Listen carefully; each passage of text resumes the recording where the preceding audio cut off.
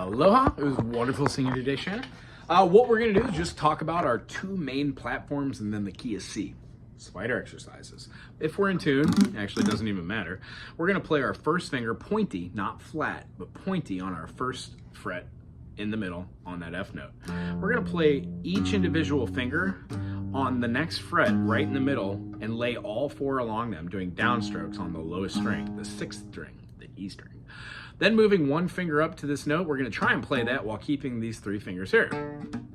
What you'll notice is it's probably going to be muted, meaning those fingers need to curl up further and play that note so the back fat on these three fingers does not touch this string.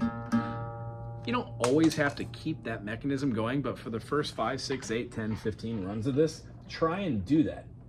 The reason being, if the back fat on your finger is muting the string, what you realize is the fingers cannot be on there. Counterintuitively, we'd want to take them off, but what I'm urging is that you keep your fingers super close to the fretboard and act like you're a spider walking up and down the side of a water spout. 1, 2, 3, 4, and then once we go through the process of moving each individual finger, we slowly but surely stop keeping the fingers on there, and we have 24 opportunities with each fret being 4 up, and there's 6 strings, 24 opportunities to make each note ring. This is about how fast you should go in total, and if doing individual notes seems a little daunting, try 4.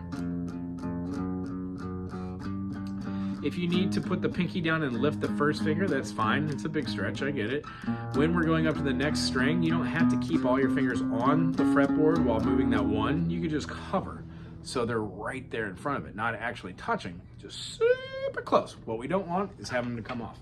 The other thing I'm looking for whilst doing this is that your thumb is completely in the middle in the center, and that you're not moving around, it's not going that way, and that your elbow's not digging into your chest, your stomach, the gut there, and that belly button there.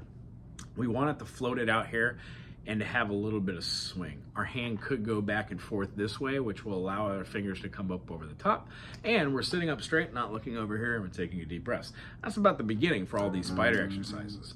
1, 2, 3, 4, 2, 2, 3, 4. Some people like to be like G sharp, A sharp, B, C sharp. If you want to do your note notations along with these, that's completely fine, but I try and teach those in one linear fashion on an individual string by going E, F, F sharp, G, G sharp, A sharp, B, C, C sharp, D, D sharp, E. And it starts again. E, E flat, D, D flat, C, B, or C flat, B flat, A flat, G, G flat, F, F flat, or E. When we do that on an individual note, we learn what the enharmonic equivalence is for each one, meaning F sharp is also an F sharp and a G flat at the same time. It's quantum.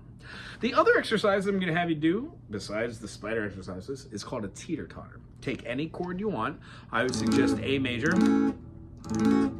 and then D major, or E major, or G major, any of the ones that you know, even your new one, which is harder to do. It's one of the hardest ones to do with our teeter totters. However, if you could do it, all the better. When we play our E major, if we were to play on the 1 and then rest on each additional note, we would have 4 rests. Sorry, 3 rests. And then that 4th one would come around for the downstroke. Here we go. 1 and 2 and 3 and 4. When we play the 1, rest. Keep this hand going up and down. Play the E major that you know, and then you're going to be moving your fingers on each downbeat. So place a finger, place a finger, place a finger, play. Place a finger, place a finger, place a finger, rest. 1 and 2 and 3 and 4, and play and switch, place, place, place. These are the lessons that you're going to be just following to do these. And when you switch these doing half notes on the 1 and 3, then on the quarter notes, your fingers stop doing them in a progression where they're layering, like so, and they start doing them in one felt swoop. That's what the teeter totters do for us. I'm going to send another little video which talks about how to Z, C, D minor, E minor, F major, G major, A minor, and then B diminished, and then C. I'll put a little video out for that. It's good meeting you today, or seeing you again, and we'll see you next week. Aloha.